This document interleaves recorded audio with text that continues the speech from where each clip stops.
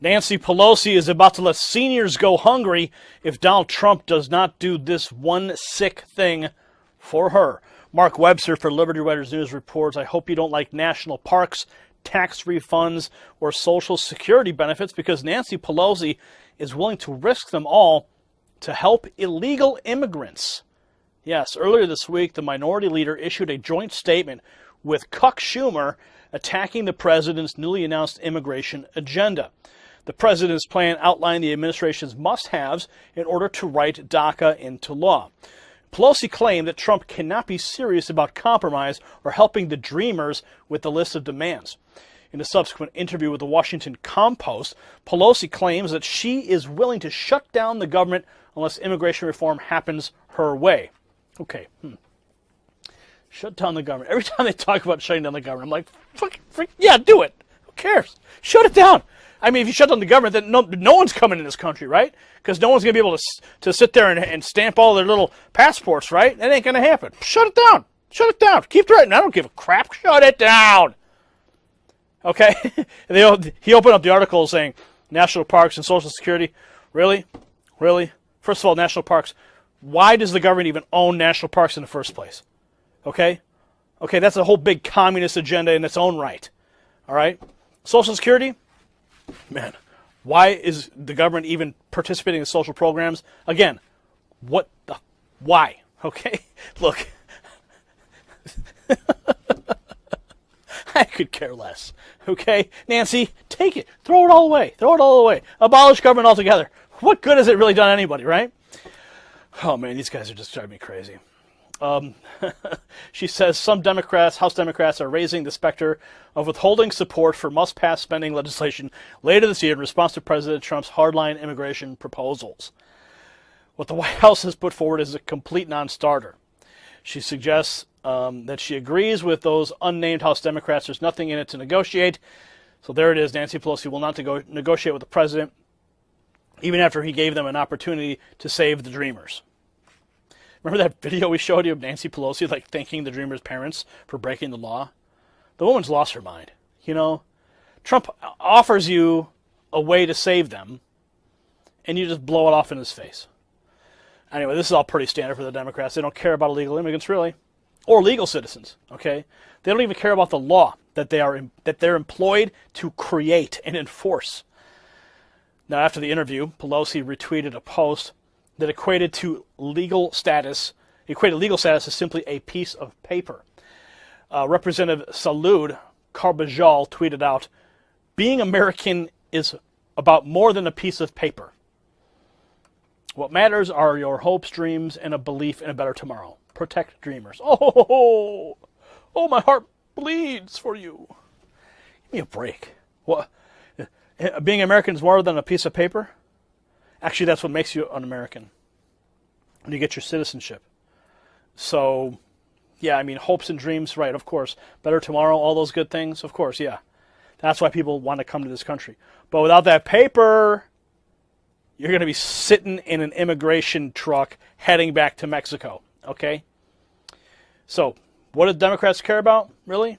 Only themselves. And dividing this country further and further and further. So how do you feel about Pelosi's priority? All right, well, some Democrats and their friends in the media now turning to the 25th Amendment as a potential option to get President Trump out of office. Take a look at some of these headlines. One of them reads, "When do we reach 25th Amendment territory?" Another, "Impeachment won't save us from Trump, but the 25th Amendment might."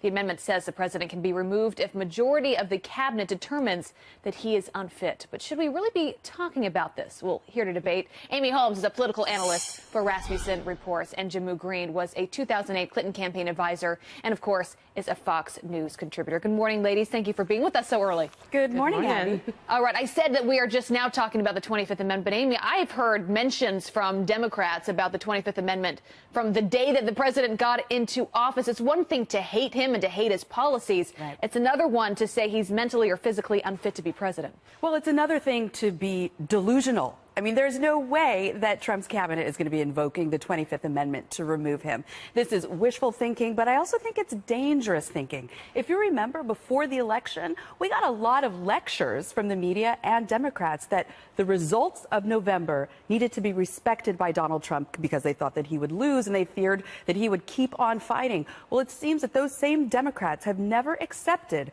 that Donald Trump won the election in November. He didn't win the popular vote, that's true, but he did win the Electoral College. And 63 million Americans voted for Donald J. Trump to be in the White House. Jamu, and you look at just how this would even happen, using the 25th Amendment, you would have to get the cabinet to stand up and say, you know, the president is unfit to serve. I mean, do Democrats really see this happening? Well, I think, Abby, we have to take into account why these stories are being discussed right now. And this is not being driven by Democrats. This is in response to one of Trump's early supporters, Senator Corker, saying that the president is unstable, or reports coming out that Republicans are saying that the president is unstable and unraveling. And then when you've got Senator Corker saying that he's leading us into World War III, these are questions that need to be asked. Now, certainly we are not at any stage where the 25th Amendment could be actually invoked. I'm surprised that we also learned that the president himself didn't even know what the 25th Amendment was when his senior advisor, Bannon, told him that this is something that he should be concerned with.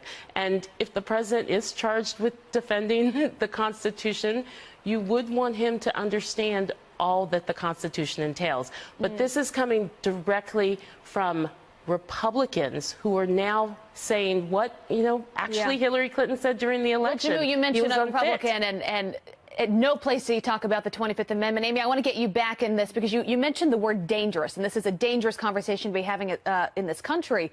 Is it also dangerous for Democrats to be focusing so much on this when they've got races to win?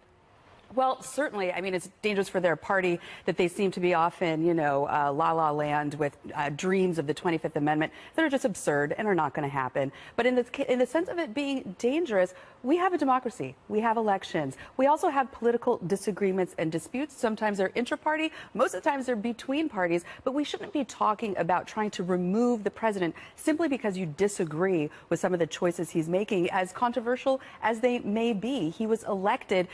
He won on his campaign promises. He's now fulfilling those campaign promises. Democrats only have themselves to blame that they failed to defeat him.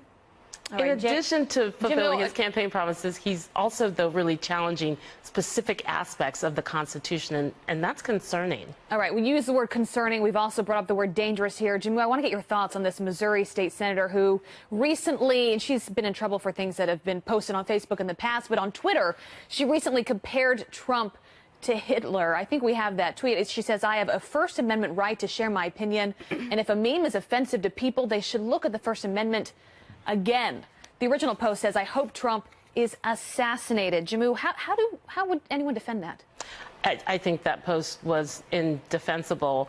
I think, though, we have to be intellectually honest with the audience, because this is not the first time that a president has come under attacks like that. We saw for 8 years President Obama come under similar attacks, and actually from someone like Ted Nugent, who was welcomed into the White House for photos and dinner with the president. So this isn't something that I think conservatives can use as a rallying cry, because we've had a long history of conservatives doing the same thing. We shouldn't have this language whether you're on the left or the right. But Amy, both should be accountable. Amy, we're talking about an elected official. Correct. Ted Nugent is not someone that is elected into office. Correct. And, you know, I just heard a bit of deflection here. Let's focus on this elected official who was censured almost unanimously by her state Senate for making those remarks. And then now she's comparing Donald Trump to Hitler. This is a woman who not only disrespects the president, which which is her right, absolutely. But she's also disrespecting 6 million Jews who were murdered by Adolf Hitler, hundreds of thousands of Allied troops who died in defense of the West and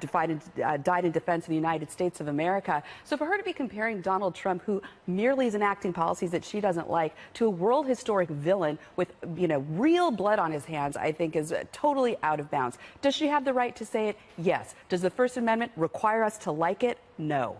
We are seeing, though, a lot of actions by this president that kind of put him in a lane of being a dictator in training. Not go down that road of a dictator in training. I'm not focusing on the Hitler aspect of it. I'm saying that when you have a president who is going after the free press in the way that dictators have in other countries before they take over. Okay, ladies, we're going to have to leave it. Unfortunately, we're going to have to leave it right there. Always a spirited debate. Jammu, Amy, great to have you with us this morning. Thank you, ladies.